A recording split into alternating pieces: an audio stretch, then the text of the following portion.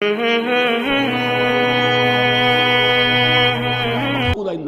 مطلوب الا اللہ، جن لوگوں کی یہاں تک رسائی نہیں ہو جاتی وہ لوگ کسی اور شے کو اپنا محبوب و مطلوب بنا کر اس کی پرستی شروع کر دیتے ہیں۔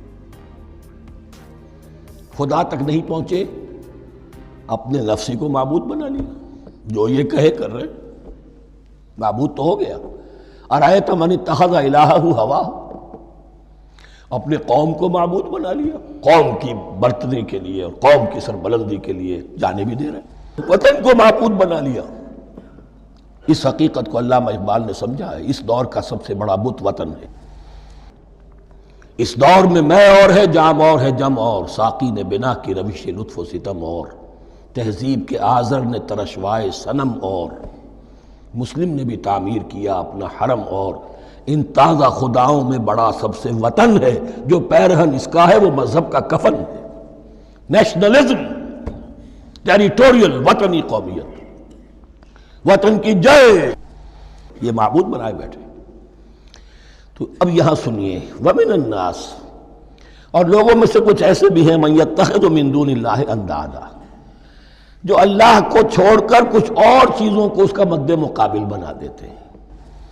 وطن کو بنا لیا، قوم کو بنا لیا، ہیومنزم، انسانیت، نوع انسانی، ہم اس کے خدمتگار ہیں، ہم اس کی بہتری کے لیے کام کر رہے ہیں، یہ بھی ایک معبود بن گیا۔ اور سب سے گھٹیا انسان وہ ہے کہ اپنے ہی حسن کا دیوانہ بنا پھرتا ہوں، اپنا ہی نفس ہے، اسی کے گر چکر لگا رہا ہے، وہی حریم ہے اس کا، وہی حرم ہے اس کا، اور وہ طواف کر رہا ہے اپنے نفس کا، تو وہ بھی تو اس کا ایک معبود ہے۔ لوگوں میں سے وہ بھی ہیں کہ جو اللہ کو چھوڑ کر کسی اور چیز کو اس کا مد مقابل بنا دیتے ہیں۔ یحبونہم کحب اللہ، اور ان سے محبت کرنے لگتے ہیں جیسی کہ اللہ سے کرنی چاہیے۔ یہ فلسفہ ہے اصل میں، ہندی میں اسے آدرش کہتے ہیں، عربی میں نصب العین، انگلش میں آئیڈیل۔ ہر باشعور انسان کسی شے کو اپنا آئیڈیل بناتا ہے اور اس سے پھر محبت کرتا ہے، اس کے لیے جیتا ہے، اس کے لیے مرتا ہے، قربانیاں دیتا ہے، اثار کرتا ہے، قوم کے لیے قربانی، وطن کے لیے قربانی، فلاح کے لیے قربانی، خود اپنی ذات کے لیے قربانی۔ یحبونہم کحب اللہ، یہ سارے کام تو اللہ کے لیے کرنے کے تھے، جیو اللہ کے لیے، مرو اللہ کے لیے، محبت اس سے کرو۔ ان صلاتی و نسکی و محیای و مماتی للہ رب العالمین۔ تم نے اپنی یہ ساری نسبتیں کسی اور شے کے ساتھ وابستہ کر دی، تم نے اللہ کا مد مقابل تراش لیا۔ می تراشت فکر ما ہر دم خدا بندے دیگر، رست از یک بند تا افتاد در بندے دیگر۔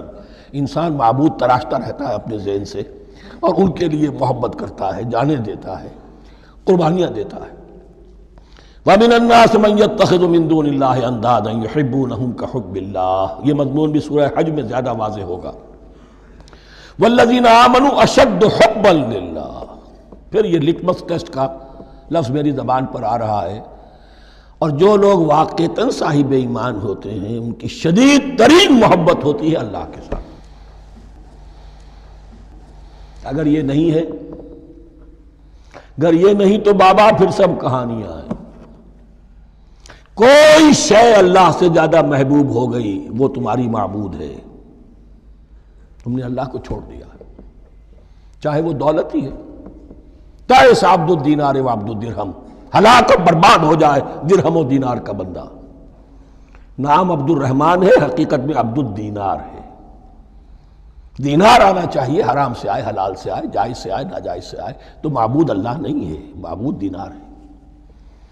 ہندو نے یہ کیا کہ لکشمی دیوی کی ایک مورتی بنا کر پوجنا شروع کر دیا، یہ لکشمی دیوی اگر ذرا مہربان ہو جائے گی دولت آ جائے گی۔